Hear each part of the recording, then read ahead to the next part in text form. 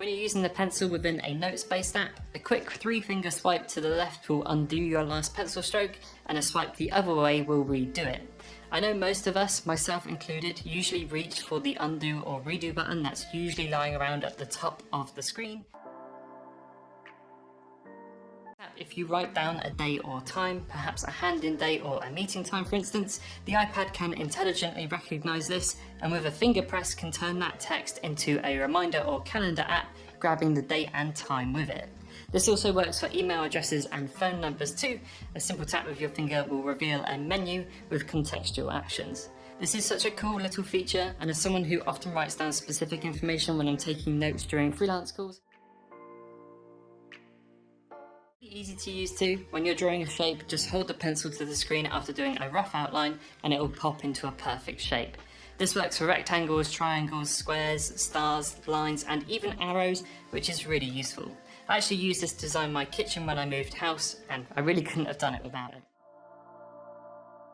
If you select the pen tool with the A on it within Apple Notes or any other app that has Pencil Kit enabled, it will instantly convert your handwriting into text. So if you do prefer to handwrite but want it in a text format, you can use this. If you make a mistake, you can actually scratch out a word to delete it too, which is really cool. Or if you have missed the space, you can just draw a line between the text to separate it up as well. This allows you to handwrite in any space that would normally be a typing box. This is great if you're diving in and out of apps while using the pencil, and you can also get the small bar at the bottom for simple actions like pressing the enter key. If you've got some handwritten notes you'd like to turn into text, it's as simple as double tapping them, highlighting what you want to convert, and then selecting copy as text. You can then paste this into anything else on the iPad, making your handwriting just as useful as typed out text.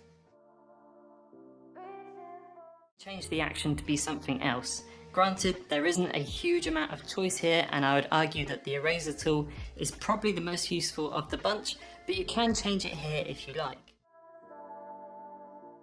You to use the pencil with bigger desktop style applications like Photoshop, so you can have a tablet style control combined with the power of a fully loaded application, using the pencil as a stylus, and interestingly on Photoshop at least, it even keeps the pressure sensitivity function, which is really cool. Pressing various button combinations to take a screenshot like we all do, you can use the Apple Pencil to swipe up diagonally from the bottom left of the iPad to take a screenshot. You can then immediately mark this up if you need to. At the top of this screen, you also have access to a full screen screenshot option, which allows you to save an entire page, which can then be sent or saved as a PDF.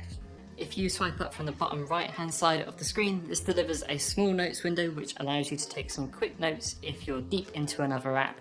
You can also drag in links, text or pictures too, and there's a button at the top to add the web page to the note so you can get right back to it if you need to. And I can't not mention Instant Note either. If you tap the iPad screen with your Apple Pencil while it's off, it will launch directly into a note and you can begin writing without unlocking the iPad.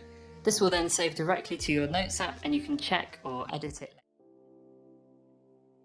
If you've got a second generation pencil, you can snap it to the side and see very quickly how much is in there, but you've got less options if you're on the first generation. Luckily, the battery widget can show you in real time how much you've got left, and it's really easy to get onto your home screen.